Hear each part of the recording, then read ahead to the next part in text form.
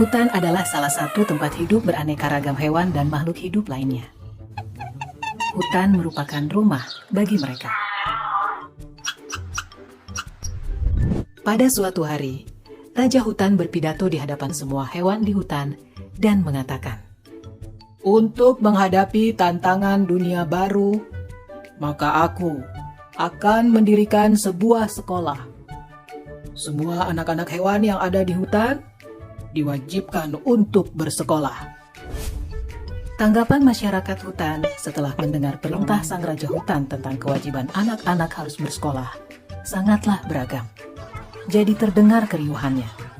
Mereka mendiskusikan kurikulum yang harus diajarkan di sekolah hewan tersebut. Semua memiliki pendapat yang berbeda. Pagi yang cerah, warga hutan mengantar anak-anak mereka ke sekolah hewan untuk mendaftar masuk sekolah. Mereka antri dengan tertib berbaris. Warga hutan beserta anaknya dijelaskan oleh jerapah, sang kepala sekolah, bahwa sekolah hewan tersebut telah memutuskan untuk mengadopsi kurikulum kegiatan yang terdiri dari berlari, memanjat, berenang, dan terbang.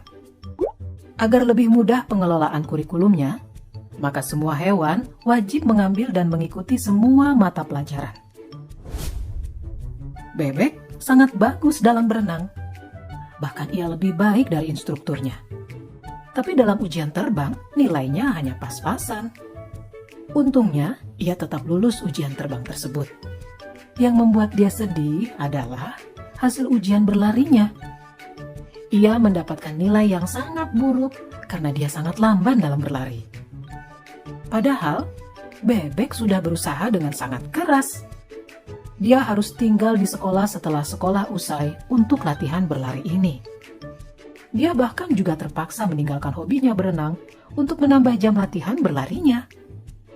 Dia berlatih sangat keras hingga selaput kakinya robek. Akibatnya, ia pun tidak bisa menunjukkan hasil yang baik bahkan dalam ujian renang karena masalah dengan kakinya tersebut.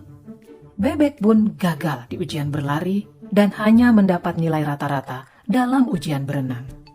Bebek sedih sekali mendapat nilai rata-rata. Tapi di sekolah tidak ada yang peduli dengan kesedihannya.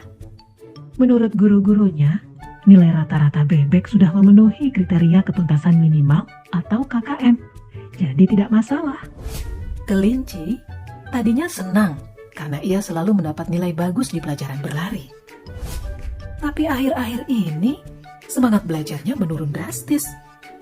Ia lelah karena hampir setiap hari harus mengikuti kelas remedial untuk berenang. Sementara itu, tupai adalah hewan yang sangat baik dalam memanjat pohon. Tapi saat pelajaran terbang, ia mengalami frustasi.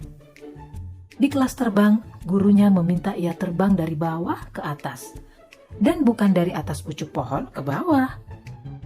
Karena diforsir, ia kelelahan. Tupai pun mengalami kram. Akhirnya, Tupai mendapat nilai C dalam memanjat dan nilai D dalam berlari. Elang di kelas dikategorikan sebagai anak bermasalah dalam disiplin, sehingga sering sekali dihukum. Di kelas memanjat, ia selalu mengalahkan semua hewan yang lain dan sampai ke pucuk pohon terlebih dahulu. Tetapi, ia bersikeras untuk naik ke atas pohon dengan menggunakan caranya sendiri. Menurut elang, yang penting adalah tujuan akhirnya. Ia akhirnya juga tidak lulus. Walaupun gurunya sudah memintanya untuk terbang dari bawah, ia tetap tidak mau mendengarkan. Sekolah-sekolah mendiagnosis elang memiliki oppositional deviant disorder, gangguan oposisi menantang. Rencana modifikasi perilaku yang ketat pun lalu dikembangkan untuk elang. Pada akhir tahun, seekor ular yang kebetulan bisa berenang sedikit, berlari sedikit, memanjat, dan terbang sedikit, memiliki nilai rata-rata tertinggi di antara para hewan. Sebagai murid yang dianggap terbaik, ia diminta mengucapkan pidato akhir tahun mewakili hewan-hewan lainnya. Anjing-anjing padang rumput memutuskan tidak bersekolah karena tidak ada kurikulum menggali. Para orang tua anjing kemudian lebih memilih mengirimkan anak-anaknya untuk magang kepada musang, sambil terus mengkritisi kebijakan sekolah hewan.